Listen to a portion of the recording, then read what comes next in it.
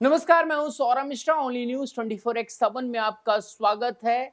आज जो खबर हम आपको लेकर आए हैं उसको सुनकर आपके भी पांव से जमीन खिसक जाएगी और राहुल गांधी जैसे नेता, रवीश कुमार जैसे पत्रकार और तमाम तमाम लिब्रांडुओं की जमीन खिसक जाएगी। जी हां, गोदी मीडिया बोलने वाले आज गोदी मीडिया बोलने वाले आज उनको समझ आएगा कि कैसे कैसे गोदी मीडिया ने गच्छा दे दिया है। चलिए शुरुआत करते हैं। आपसे अनुरोध है कि इस वीडियो को अधिक से अधिक शेयर करें। मैं धन्यवाद देना चाहता हूं, अंजना ओम कश्यप का मैं धन्यवाद देना चाहता हूं उन तमाम जर्नलिस्टों का जिन्होंने उस रात वो सारी खबरें फैलाई कि इस्लामाबाद में हमारी सेना घुसी। आप भी सोच रहे होंगे कि आप क्या कह रहे हैं। मैं नवभारत टाइम्स का धन्यवाद देना चाहता हूं, मैं जी न्यूज का धन्यवाद देना चाहता हूं, मैं आज तक का धन्यवाद देना चाहता हूं और उन पत्रकारों का धन्यवाद देना चाहता हूं।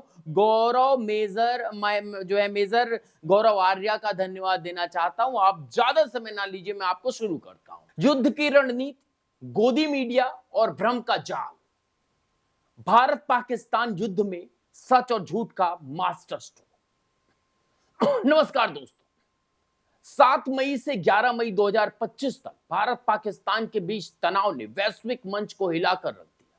सीमा पर सैन्य झड़पें, हवाई हमले और रणनीतिक चालों के बीच भारतीय मीडिया ने ऐसी तस्वीर पेश की जिसने पाकिस्तान को भयंकर भ्रम के भंवर में डुबो दिया। रिपब्लिक भारत, आज तक और नवभारत टाइम्स जैसे चैनलों ने दावा किया कि भारतीय सेना इस्लामाबाद में घुस गई है।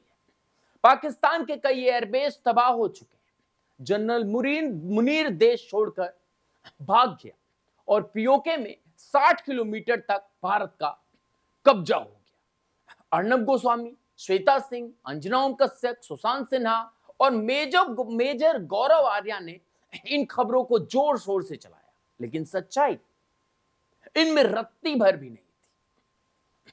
यह सब भारतीय सेना की एक सुनियोजित रणनीति थी जिसमें सेना ने जानबूझकर सूत्रों के हवाले से चुनिंदा न्यूज चैनलों को गलत जानकारी लीक की और इन चैनलों ने इसे लगातार चलाकर पाकिस्तान को भ्रम के गहरे जाल में फंसाया।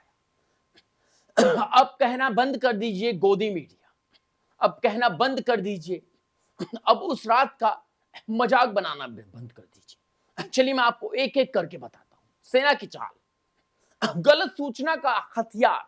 भारतीय सेना ने युद्ध में सूचना को सबसे बड़ा हथियार बनाया। सेना ने रणनीतिक रूप से गोदी मीडिया को ऐसी खबरें लीक की जो भारतीय पाकिस्तान को भय और भ्रम में डाल दी। जी हां, गोदी मीडिया, मैं आपको बताऊंगा गोदी मीडिया कौन है। भारतीय सेना ने इस्लामाबाद पर कब्जा कर लिया या पाकिस्तान एयरबेस तबाह जैसी खबरें सुनियोजित थी।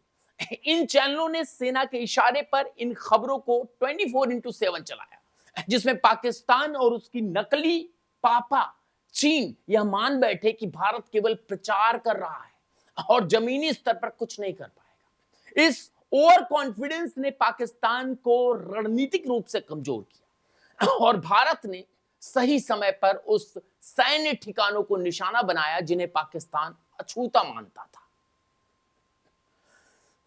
गोदी मीडिया देशद्रोह, देशभक्ति या देशद्रोह। इन खबरों के बाद वामपंथी और कुछ मुस्लिम बुद्धिजीवियों ने भारतीय मीडिया को गोदी मीडिया कहकर निशाना बनाया। रवीश कुमार, नेहा सिंह राठौर जैसे तथाकथित बुद्धिजीवियों ने हमें इसे झूठ का कारोबार करार दिया।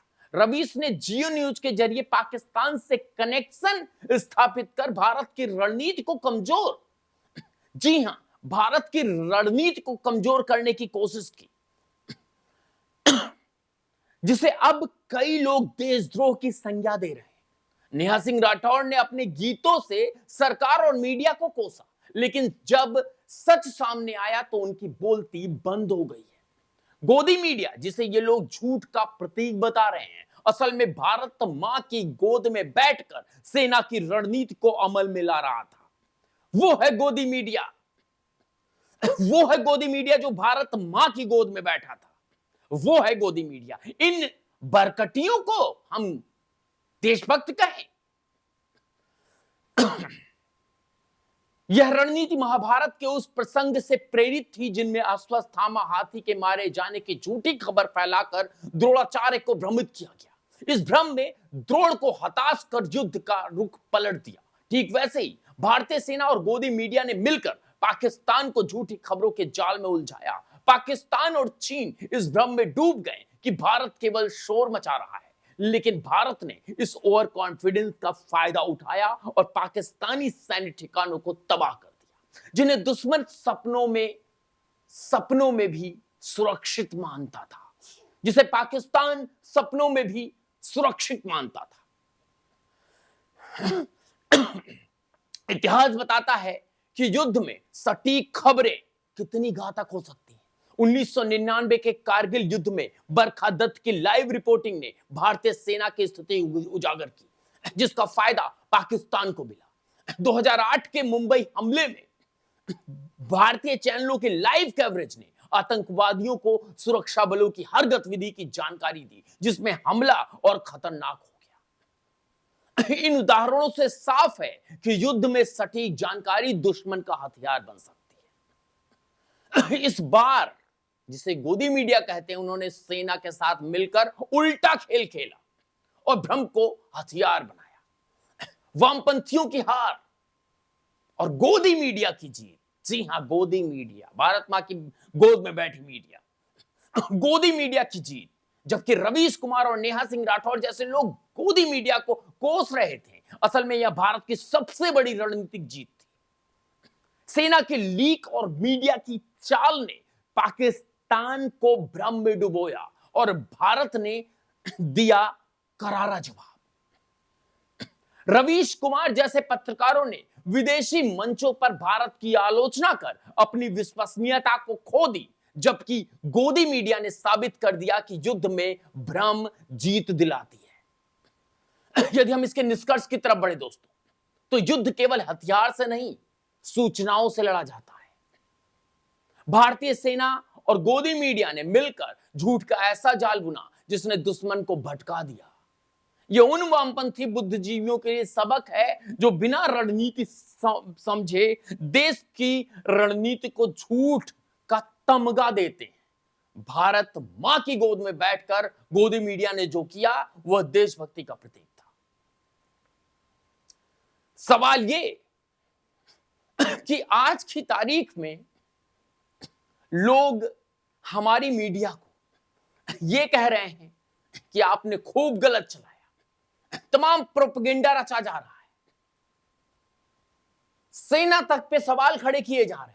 ये वही विपक्षी कीड़े हैं, ये वही विपक्षी कीड़े हैं जिन्होंने आज तक इस देश के लिए कुछ नहीं किया, और अब जब हमारी सेना अंदर घुसकर मार कर आई है और हमारे उस मीडिया के पैटर्न ने एक ऐसा साथ दिया है देश का जिससे ये बहुत बड़ी सफलता हमारे हाथ लगी है, उसका ये लोग मजाक बना रहे हैं।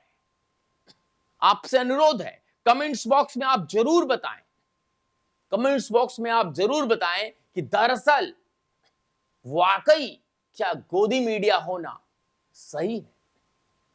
यदि इस तरह का गोदी मीडिया कहा जाता है तो मैं भी हूं गोदी मीडिया। बार बार कहिए, हमने भी चलाया था पीओके के 60 नहीं 80 किलोमीटर तक भारतीय सेना गई। हम यूट्यूब चैनल हैं जो कि पाकिस्तान में बैन नहीं है, हम लोगों को और देखा जा रहा था वहां, हमारी लाइव कवरेज और देखी जा रही थी वहां। देखो, खूब देखो, एंजॉय करो, और अब जाओ और बचा लो अपनी जिंदगियां, क्योंकि खबर यह भी आ रही है कि साहब न्यूक्लियर लीक हुआ है। चलिए, आपसे अनुरोध है कि हमारे व्हाट्सएप चैनल को ज्वाइन करें, और आपको लगता है देश हित की खबरें चला रहे हैं तो नंबर है 9717458653। इस नंबर पर आप हमें यूपीआई के माध्यम से कोई भी राशि योगदान दे सकते हैं। बहुत बने रहिए, बहुत बहुत धन्यवाद।